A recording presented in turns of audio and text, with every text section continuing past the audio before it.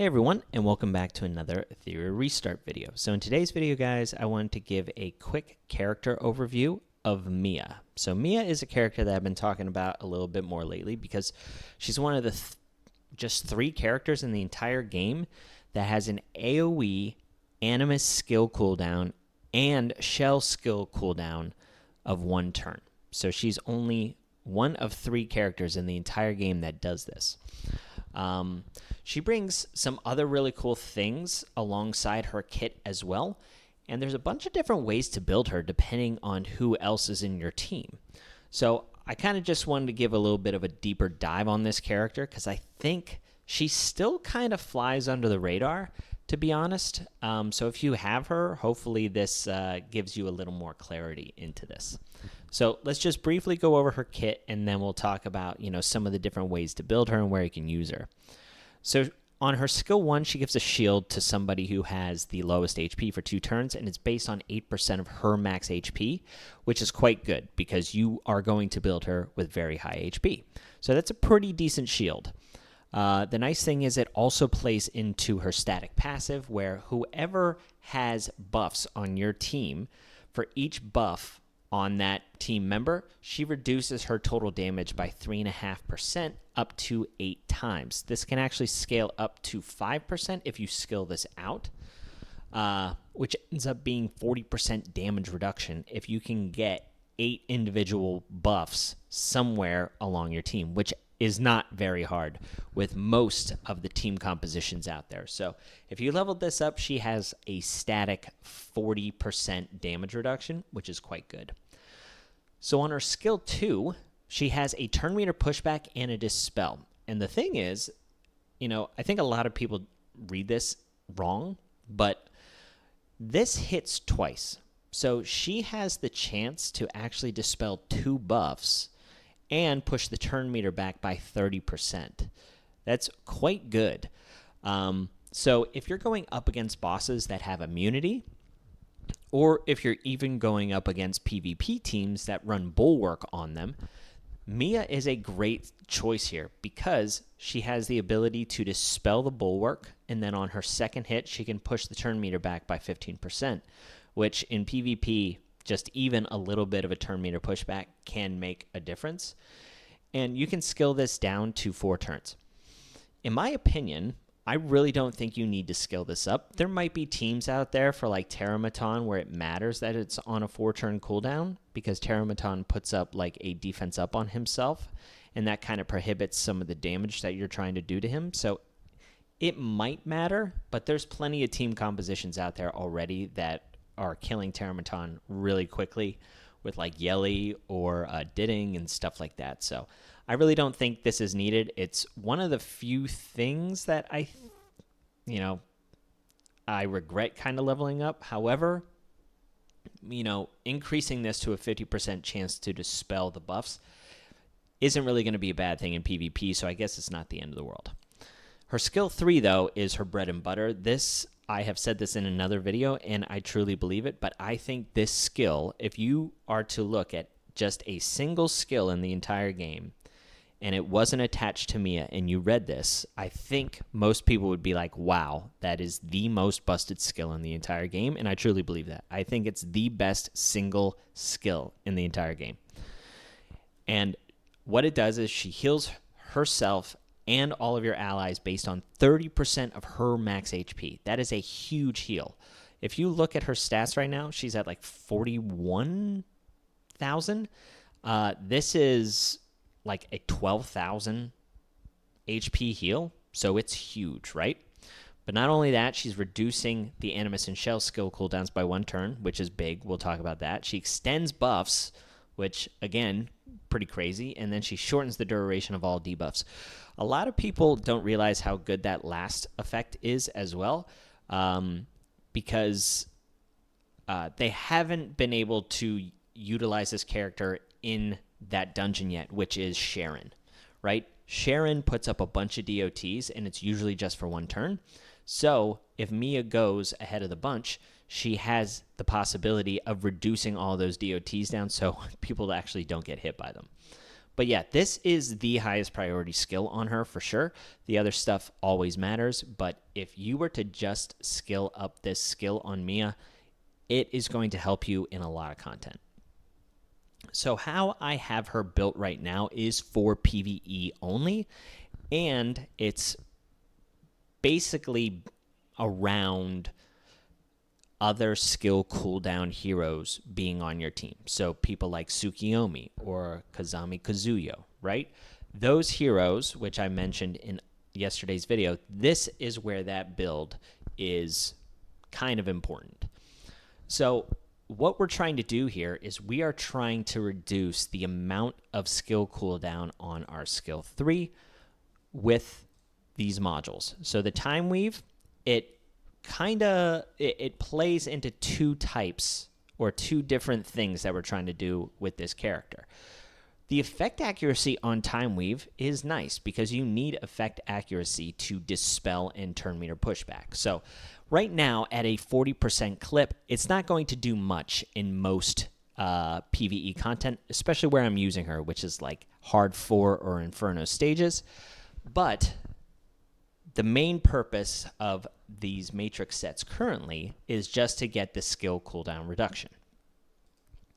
We're also utilizing Halloween with her. Halloween is another way for her to reduce a random skill of hers by 1 turn, and this is on a 3-turn cooldown. However, if you pair her up with other cooldown reduction heroes, Halloween also gets her cooldown reduction reduced from 3 to maybe 2 or 1, so you're proccing this a lot more often than you would think.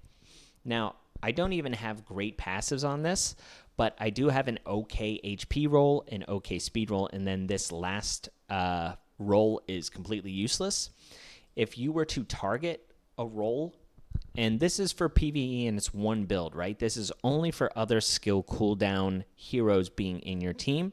Outside of that, I'll show you a different build as well. But you probably just want Dauntless on this final roll, which is reducing the final damage taken.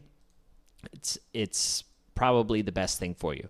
Another thing that you can end up doing is you can have a little bit of effect accuracy and effect res at the start of the battle. This is really key for PvP. So even if you want to build Mia with high HP and speed and you can't really find the effect accuracy in there, Insight is really nice to take advantage of the dispelling and turn meter pushback at the start of the match, because that's the only time you're going to need it. So for PvP, this is an amazing skill.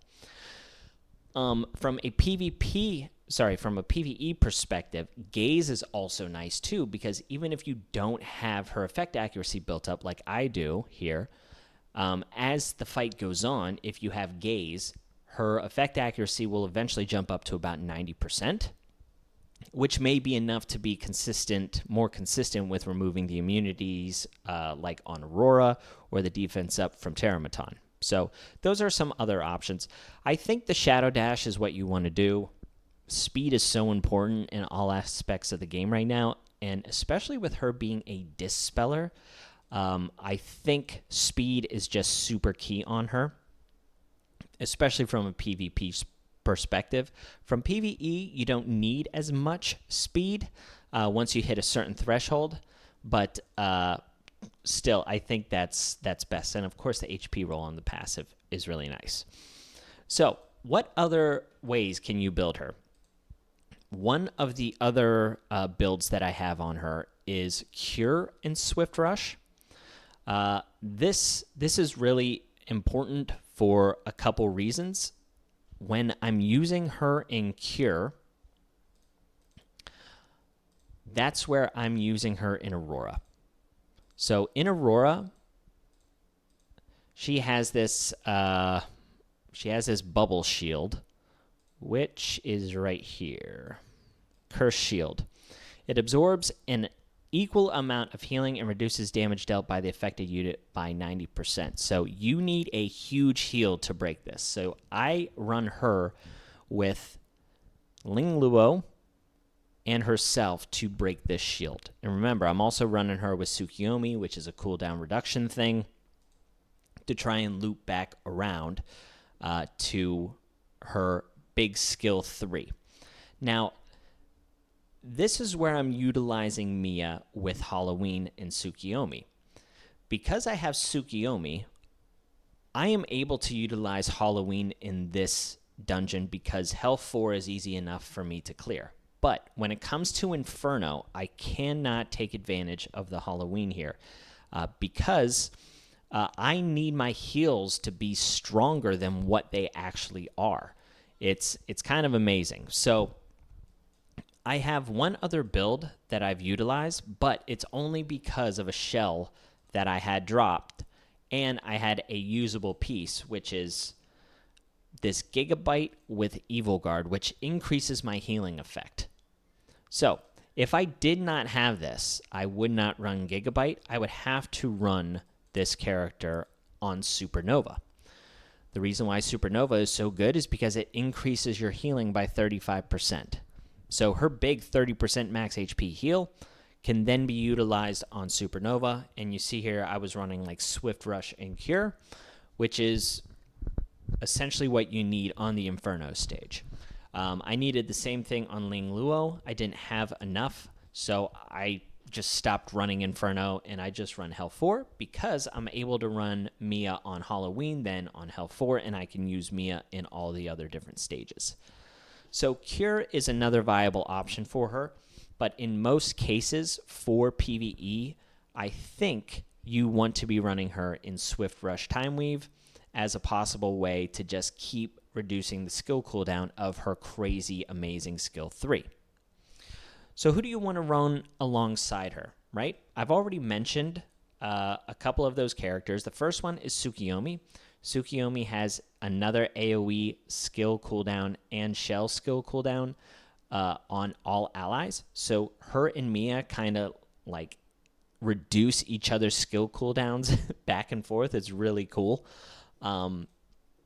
So Tsukiyomi can reduce the Halloween skill cooldown as well as the skill 3 cooldown on Mia. They are a perfect pair. Anything that is water or fire is where you can use these two. When it comes to green, you can't really use Tsukiyomi, especially in the higher stages, because she just gets dealt so much damage. But you can even utilize Tsukiyomi in Hell 4 of Terramaton and utilize the strategy with Mia and Tsukiyomi, because the amount of shields and the amount of heals from Artisan and also from Mia, it's enough to get you through Terramaton Hell 4 because it's only 35% extra damage instead of 200 like on Inferno.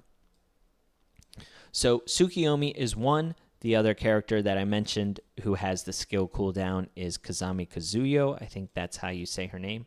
Kazami Kazuyo. Yep. On her skill 3, she also has that skill cooldown reduction just like Mia and Tsukiyomi. But if you don't have those two characters and you want to utilize just like a really tanky Mia to take advantage of her static ability here, I think Kachi the Guard and Valerian are amazing. So Valerian tops off your HP, right? But she also gives you a shield and a buff while she's in her Hazy Dream. So she's giving you 2 buffs to each character. So if you're running a team that allows 5 Animuses in it, like in some kind of module dungeon, Mia's damage reduction is basically going to be up the whole time, even if you're just utilizing Valerian, because you need 8 total buffs amongst your entire team with Mia. Once you do that, then her damage reduction is right around, that 40% if you have the skill leveled up, and it's, 28 or 30 or something like that on its base form. Another great one is Kachi the Guard. I've talked about this guy a lot, but putting up immunity and defense up is also huge. So your Mia isn't going to get debuffed. She's going to have defense up along with the damage reduction. She'll be extremely tanky, which is awesome. Tsukiyomi also plays into her damage reduction as she puts up attack up and speed up. So she pairs just with a lot of really nice people. That's probably the gist of the people that you want to run alongside her. The nice thing about both Valerian and Kachi is they're just great supports for every single team out there. In regards to like other buffers and stuff, I guess you have Freya. So Freya's really nice as well. She puts up attack up on everybody, and then also the Dreamweave and defense up. So that's something. Ling Luo puts up immunity, and then also the Whale Prayers. So there's some more form of stacking. You can run her alongside someone like Yang. That gives crit rate and attack up as well for a double buffer. So there's options. Even Chiaki also puts up the Origami Guard, which is a unique buff. A little bit harder to find, so you don't have some overlap if you have a bunch of different characters in your team and you're having trouble getting, maybe that third or fourth unique buff. Also, side note, increasing the Origami Guardian turns. It's not buffs, okay? It's just buffs. So you don't increase the stack, but still increasing the amount of turns is kind of good, because there's going to be times where you just like churn through turns and push back teams. It can get out of control. So I think most people have seen my Aurora clear here, but if you haven't, I'll show you how stable and good this team is. So I've got Viper, Shiada, Mia, Tsukiyomi, and Ling Luo. We'll just do this real quick. And then maybe I'll show you Terramaton real quick, and we'll get out of here. But here we're basically using Shiada as our main damage dealer. She's on Revelation. We have Viper in here to strip buffs, put attack up and defense up. Attack down and speed down on the boss. And then Mia's in here to break that cursed shield, but also dispel or push back the minions, who surprisingly do a lot of damage. So here, the Tsukiyomi just utilized her skill 2 to reduce the skill cooldown of our skill 2 on our Mia, because we didn't take enough damage to actually even use her skill 3. But Halloween also procs there as well, so the dispel is even reduced even more, which means if the Aurora puts up the immunity and our Viper isn't looped back around, we have the ability to dispel again and push back the boss. Here, though, we're most likely going to use her big heal because we have the Curse Shield and some HP missing. So now everyone's skills got reduced. So this probably helps our Ling Luo. It helps our Viper loop back around to his skill 3 as well. So between Ling Luo and Viper, these guys are going to have a lot of their skills off cooldown a lot, because Mia and Tsukiyomi are reducing the skill cooldowns, which is why I talked about that skill being absolutely busted. But this is an extremely safe team. This is 100% clear on auto, super easy. I'm pretty sure I have a video on this, so if you guys are interested in the stats and stuff like that, you can go check that out. But this is not a Aurora kind of showcase. It's just showcasing Mia in this cooldown reduction team and how she can provide a bunch of healing, have a crazy skill on her skill 3. Also, she's reducing the skill cooldown of Supernova on Ling Luo to get better heals. She's also decreasing the skill cooldown on Revelation, which is where you're getting most of your damage. So it's a pretty good piece. I'll take that. And that's actually okay. I'll roll that.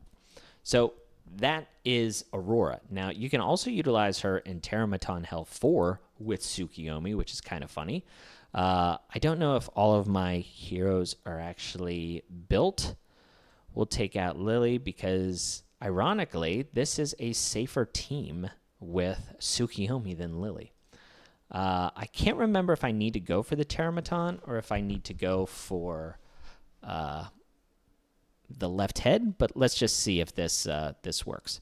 So here, she helps us kill the Terramaton quicker because she can put up the Dispel and push the turn meter back on this side right head, which is a big deal within itself because the turn meter push from this head is a real issue.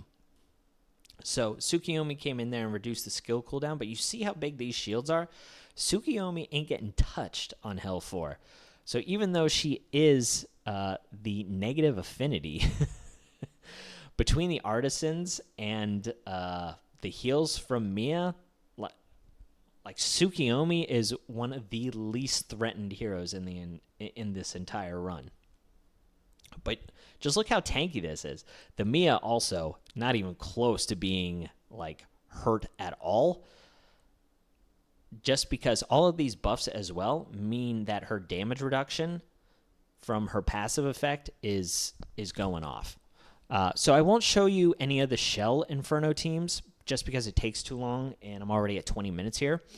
But I want to do a little bit of a deeper dive on Mia, just showcase her skills a little bit, the different teams that she can be in, and the different types of builds.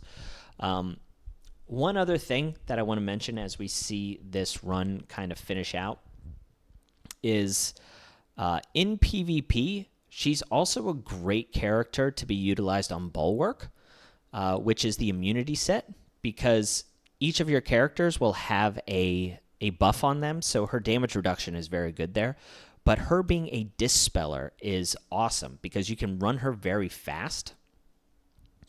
And when you're running her fast with Bulwark, without her getting pushed back, she can then eventually push the entire team back and let your team go. So she's one of the few characters that I think is not prohibited by Bulwark. That's usually a tough thing to get around because it only provides defense. But she is a great hero to be utilized in like Swift Rush and Bulwark.